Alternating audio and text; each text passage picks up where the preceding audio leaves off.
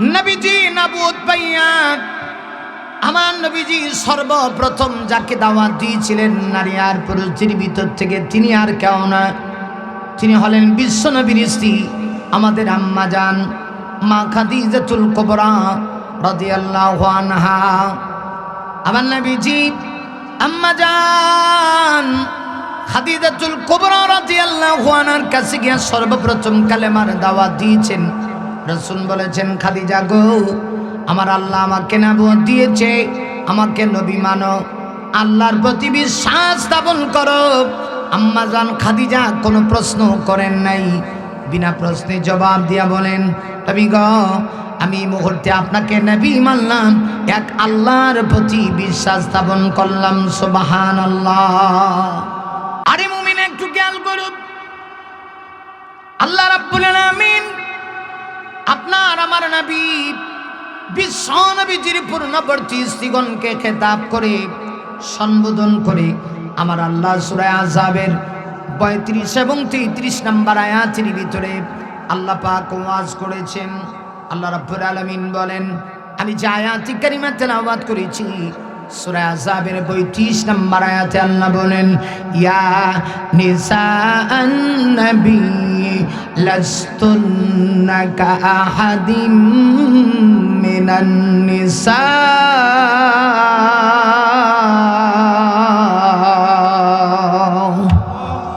জুড়ে বলা যায় না আল্লাহু আকবার? আমারে জাগাই লাগবো তো মরামর করে ওয়াজ করে দিত তো আওয়াজ দিয়ে। আল্লাহ পাক বলছেন, ইয়া নিসাআন নবী, হে নবীজির পূর্ণবর্তী স্ত্রীগণ, মানে আমাদের আম্মা জানদেরকে স্ত্রী রাসূলের স্ত্রীগণকে সম্বোধন করে আল্লাহ পাক বলছেন, হে মায়ান নবীর স্ত্রীগণ, লাস্তুন্না কাআহাদিম মিনান নিসা, মর্যাদাগতভাবে স্তরগতভাবে পজিশনগতভাবে লাস্তুন্না কাআহাদিম মিনান নিসা, তোমাদের মর্যাদা তোমাদের সম্মান অন্যান্য দুনিয়ার মহিলাদের সমান নয়, বরং তোমাদের মর্যাদা বহু গুণে ঊর্ধ্বে। সুবহানাল্লাহ বলেন। কে বলতেছেন এই কথা? এই যে ওয়াজ ভুলে গেলেন, কে বলতেছে? কোরআন শরীফ কে নাজিল করছে? তাহলে তো আল্লাহ পাকই বলছেন, নাকি নাকি কোনো সন্দেহ আছে? কোরআন নিয়ে কোনো সংশয় আছে? মাশাআল্লাহ, এর আওয়াজ আছে, আপনাদের আওয়াজ নেই, এদের আওয়াজ আছে। এক একজন 100 মানুষের আওয়াজ দিতেছে, খেয়াল করেন। নবীজির পূর্ণবর্তী স্ত্রীগণকে আল্লাহ বলেন, তোমাদের মর্যাদা আর দুনিয়ার সাধারণ মহিলাদের মর্যাদা এক সমান না। এখন প্রশ্ন হলো, তাহলে তাদের মর্যাদা কেন দুনিয়ার সাধারণ মহিলাদের চাইতেও আল্লাহ বাড়ায় দিলেন? এটা কি শুধুমাত্র নবীর স্ত্রী হওয়ার কারণে, না তাদের ভিতরে কোনো গুণ আছে, বিশেষ কোনো কোয়ালিটি আছে? আমাদেরকে বুঝতে হবে। মানুষের মর্যাদা বাড়ে চেহারা দিয়া, গুণ দিয়া। কিতা দিয়া? গুণ দিয়া। গুণ দিয়া। অনেক মানুষ চেহারা দেখতে কালো, কিন্তু এমন কিছু গুণ আছে, গুণে সুন্দর মানুষের চাইতেও তার মর্যাদা আরো বেড়ে যায়। আল্লাহর কাছে চেহারা দিয়ে তো দাম নাই। আরে মুমিন খেয়াল করুন, নবীজির পূর্ণবর্তী স্ত্রীগণ কি আমার আল্লাহ শুধুমাত্র নবীর স্ত্রী হওয়ার কারণে মর্যাদা বাড়ায় দেয় নাই। এমন না যে তারা নবীর স্ত্রী হয়েছে এজন্য আল্লাহ তাদের মর্যাদা বাড়ায় দিয়েছে। না গো, নবীর স্ত্রী হওয়ার কারণে নয়, বরং নবীর স্ত্রীগণের এমন কিছু গুণ ছিল, এমন কিছু কোয়ালিটি ছিল, সেই গুণগুলি, সেই কোয়ালিটিগুলি আল্লাহ পাক তাদেরকে দিয়েছেন। তারা গুণগুলি অর্জন করেছে, এদের এই কারণে আল্লাহ তাদের সম্মান বাড়ায় দিয়েছে। নবীর স্ত্রীগণের যতগুলি গুণ ছিল, যতগুলি কারণে আল্লাহ তাদের মর্যাদা বাড়ায় দিয়েছে, এর ভিতরে একটা কারণ হলো তারা দুনিয়াকে মাইনাস করেছে, পরকাল টার্গেট করেছে। আর একজন মুমিন অথবা মুমিনা, একজন মুমিন পুরুষ অথবা নারী যখন দুনিয়াকে মাইনাস করে পরকাল টার্গেট করে, আল্লাহর কাছে তার সম্মান, তার ইজ্জত, তার মর্যাদা বেড়ে যায়। নবীর স্ত্রীগণ দুনিয়াকে মাইনাস করে পরকাল কিভাবে টার্গেট করছে? এর মানে কি নবীর স্ত্রীগণ কি দুনিয়াতে চলে নাই, সংসার করে নাই? না, সংসার করেছেন, দুনিয়াতেই চলেছেন, দুনিয়া দরকার, তবে শুনে রাখো আখিরাতের চাইতে বেশি না। আরে মুমিন, মুমিনের টার্গেট শুধু দুনিয়া না, মুমিনের টার্গেট হবে আখিরাত। যেভাবে দেখবেন নদীতে যদি নৌকা চলে, নৌকা চলতে গিয়া নৌকার ভিতরে কিন্তু একটু পানি থাকা লাগে। একেবারে পানি না থাকলে ইঞ্জিন বন্ধ হয়ে যাবে, কিন্তু নৌকার ভিতরে যদি পানি ঢুকে যায় নৌকা অ্যাক্সিডেন্ট হয়ে যায়।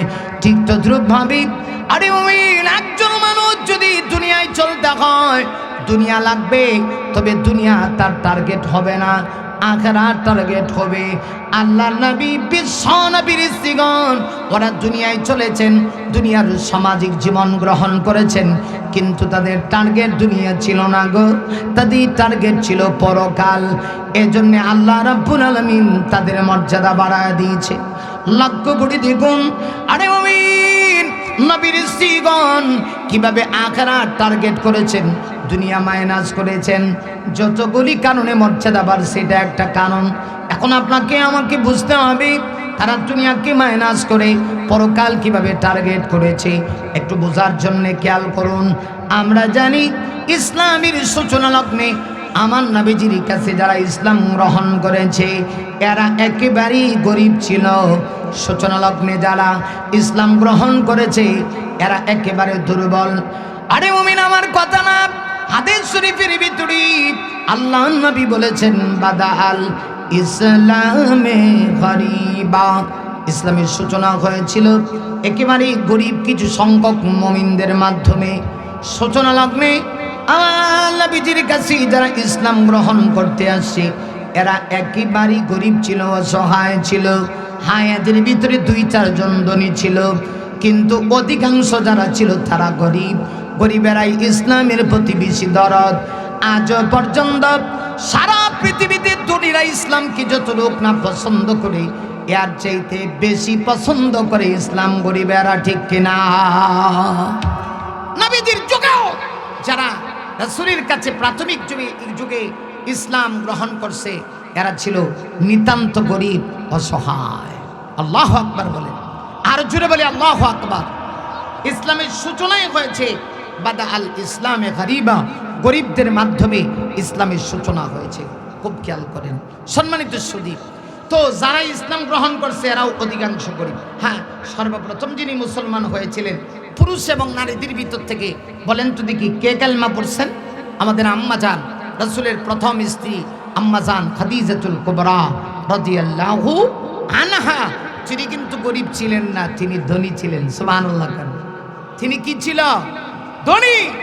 সর্বপ্রথম তিনি কিন্তু ইসলাম গ্রহণ করছে। নবীজি তার কাছে সর্বপ্রথম ইসলামের দাওয়াত দিয়েছেন। দাওয়াতের কাজটা ঘর থেকে শুরু হওয়া দরকার। আমি যদি সারা দেশে ওয়াজ করি আর আমার বেগম যদি নামাজ না পড়ে, ইজ্জত আছে না গেছে? কথা কন না কেন? আমি যদি সারা দেশে ওয়াজ করি আর আমার বউ যদি পাগলুটু ডান্স দেয়, কিতা হই না আপনারা মাথা লাগবে। আমি যদি সারা দেশে ওয়াজ করি, আমার বউ যদি বেপরদা চলে, ইজ্জত আছে না গেছে? ইজ্জত চলে গেছে। তো আরেকটা বিষয়, কেন আপনি সারা দুনিয়া ওয়াজ করতে পারবেন কিন্তু বউরে ওয়াজ করে এত তাড়াতাড়ি সোজা করতে পারতেন না। মানুষ কিছু জায়গায় দাম পায় না, সারা জীবন মনে রাখবেন। কষ্ট হচ্ছে আপনাদের? বিরক্ত হচ্ছেন? মানুষ 3 জায়গায় দাম পায় না। কয় জায়গায়? মুখস্থ করেন, আমার সঙ্গে আওয়াজ করে বলেন কয় জায়গায়? আরো জুড়ে। 3 জায়গায় মানুষ দাম পায় না। এর মধ্যে একটা জায়গা হলো স্বামীর তার স্ত্রীর কাছে এত তাড়াতাড়ি সম্মান পায় না। দেখেন আমরা যে ওয়াজ করি সারা দুনিয়া মাহফিলে যাই, কত মানুষ কত ইজ্জত আমাগরে দেয়। অনেক মানুষ আসে আমাদের কাছ থেকে দোয়া নিতে, অনেক মানুষ পানি পড়া নিতে আসে, কিন্তু আজ পর্যন্ত আমার স্ত্রী কোনোদিন কইল না হুজুর সাহেব একটু পানিতে ফু দিয়ে দেন। তাহলে বোঝা গেল সারা দেশে ওয়াজ চললেও বউর কাছে গেলে ওয়াজ চলে না। কথা কন? এত তাড়াতাড়ি কিন্তু নিজের বউকে বোঝানো যায় না। আপনি যত বড় ব্যক্তি হন, যত সুন্দর হন, বউ এত তাড়াতাড়ি আপনাকে সুন্দর বলবে না। যদি বলে আপনি আসলে বীর পুরুষ। আমার নবীজি সর্বপ্রথম নবীজি নবুয়ত পাইয়া আমার নবীজি সর্বপ্রথম যাকে দাওয়াত দিয়েছিলেন নারী আর পুরুষের ভিতর থেকে তিনি আর কেউ না, তিনি হলেন বিশ্ব নবীর স্ত্রী আমাদের আম্মা জান মা খাদিজাতুল কুবরা রাদিয়াল্লাহু আনহা। আমার নবীজি আম্মা জান খাদিজাতুল কুবরা রাদিয়াল্লাহু আনহার কাছে গিয়ে সর্বপ্রথম কালেমার দাওয়াত দিয়েছেন। রাসূল বলেছেন, খাদিজা গো, আমার আল্লাহ আমাকে নবুয়ত দিয়েছে, আমাকে নবী মানো, আল্লাহর প্রতি বিশ্বাস স্থাপন করো। আম্মা জান খাদিজা কোনো প্রশ্ন করেন নাই, বিনা প্রশ্নে জবাব দিয়া বলেন, নবী গো, আমি এই মুহূর্তে আপনাকে নবী মানলাম, এক আল্লাহর প্রতি বিশ্বাস স্থাপন করলাম। সুবহানাল্লাহ, আপনাকে নবী মানছি আর এক আল্লাহর প্রতি বিশ্বাস স্থাপন করছি। রাসূল বলেন, খাদিজা তুমি যে আমারে কোনো প্রশ্ন করলা না? আম্মা জান খাদিজা, এই ছেলেগুলা তো খুব খারাপ, এমনিতেই লোক সমাগম কে হাজার হাজার, এর মধ্যে এগুলারে কি ধরছে কিচ্ছু বুঝলাম না, একটু পরে পরে দৌড়ায়, এই ছেলাই কই থেকে গেছে এগুলা?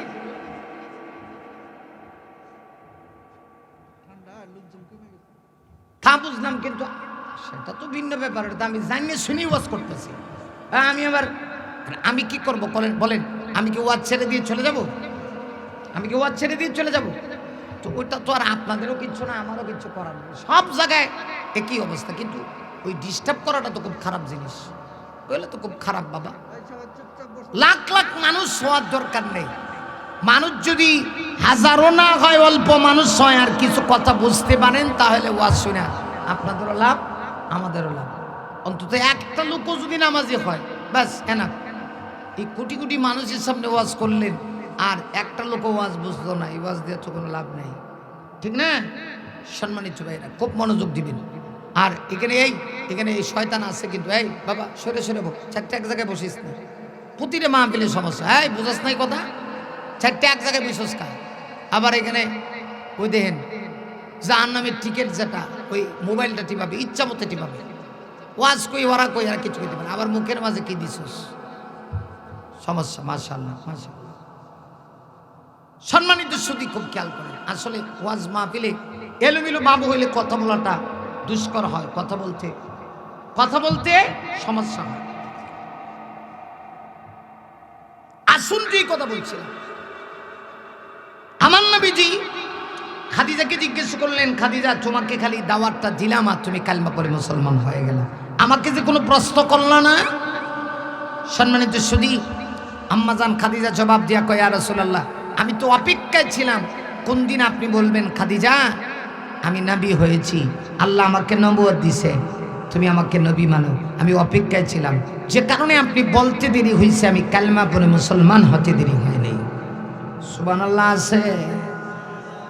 তো সর্বপ্রথম খাদিজা মুসলমান হলেন, এরপরে যারা ছিল বেশি সংখ্যক ছিল আর গরিব অসহায়, এদের মাধ্যমে ইসলাম শুরু হয়েছে। রাসূলের মক্কি জীবনটা বড় কষ্টের ছিল, কিন্তু সময় পরিবর্তন হইতে বেশি দিন লাগে না। মক্কি জীবন থেকে নবীজি মদিনায় চলে গেলেন। গরিব সাহাবীরা যারা রাসূলের সঙ্গে মদিনায় যাওয়ার পরে বিভিন্ন যুদ্ধে অংশগ্রহণ করতে শুরু করলেন। নবীজি বিভিন্ন যুদ্ধে আল্লাহ পাক মুসলমানদেরকে বিজয় দিলেন। যুদ্ধ বিধ্বস্ত হয়ে বেঈমান কাফেররা যে মাল রেখে যায়, শরীয়তে ইসলামের ভাষায় এটাকে গনিমতের মাল বলা হয়। নবীজি ওই গনিমতের মাল তাদের মধ্যে বন্টন করে দিতে শুরু করলেন। যখন তারা গনিমতের মাল পাইল, আগে যারা গরিব ছিল এখন অবস্থা পরিবর্তন হয়েছে এমনভাবে যে এখন তারা যাকাত দেওয়ার মতো অবস্থান আল্লাহ তৈরি করে দিয়েছেন। আর আস্তে কোন সুবহানাল্লাহ। আরে মুমিন, আগে যারা গরিব ছিল এখন তাদের অবস্থা এমন পরিবর্তন হয়ে গিয়েছে, আল্লাহ তাদের সম্পদে এত বরকত দিয়েছে। মুমিন রে, এখন তাদের অবস্থার পরিবর্তন হয়ে গেল, এখন অবস্থা সচ্ছল, নিজেরা মানুষদেরকে আরো বেশি দান করতে পারে, যাকাত দেওয়ার মতো অবস্থা।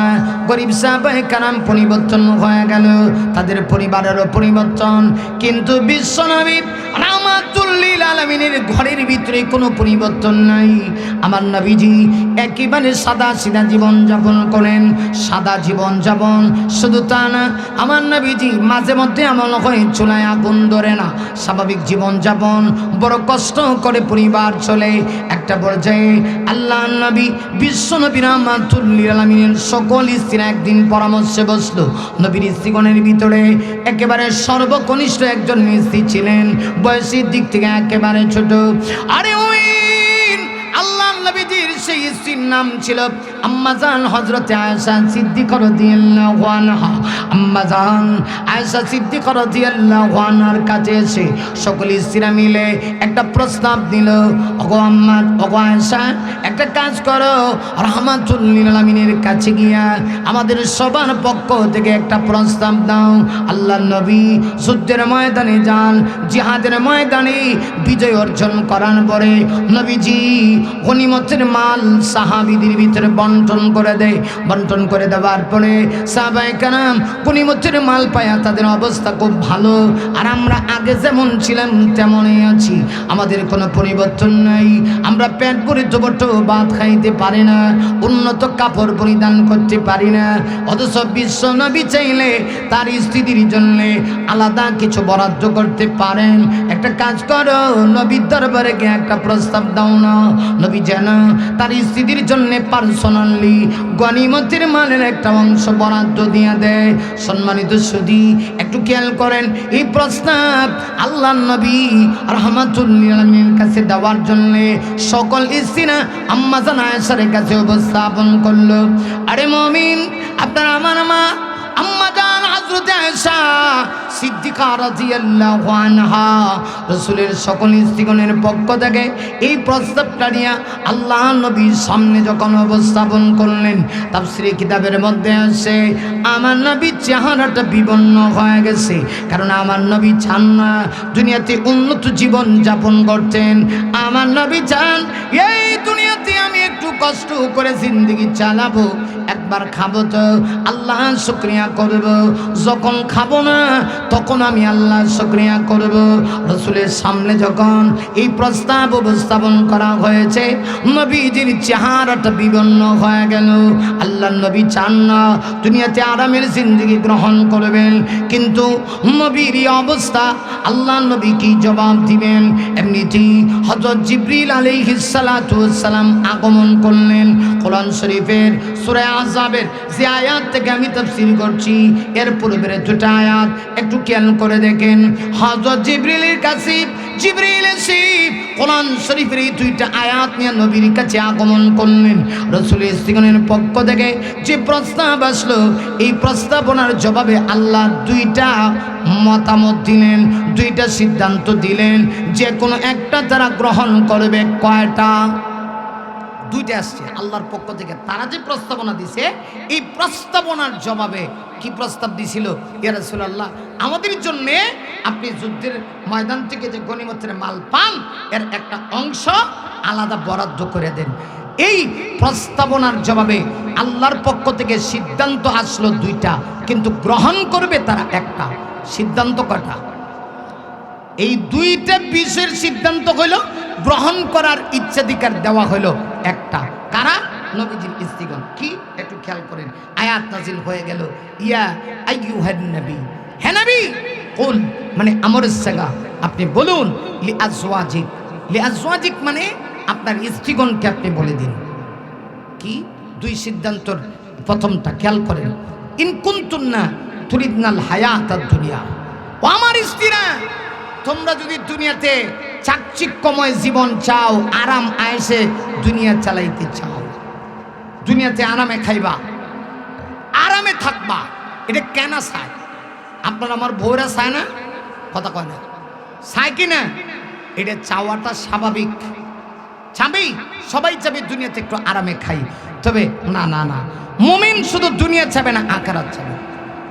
আপনি কোটি টাকার মালিক, কোটি টাকা আপনি খেতে পারবেন না, সব টাকা নিয়ে আপনি কবরে যেতে পারবেন না, টাকা দরকার। কিন্তু টাকার মালিক হইলে আপনার জন্য দুনিয়া মুখ্য উদ্দেশ্য না হয়, আখিরাত যেন উদ্দেশ্য হয়।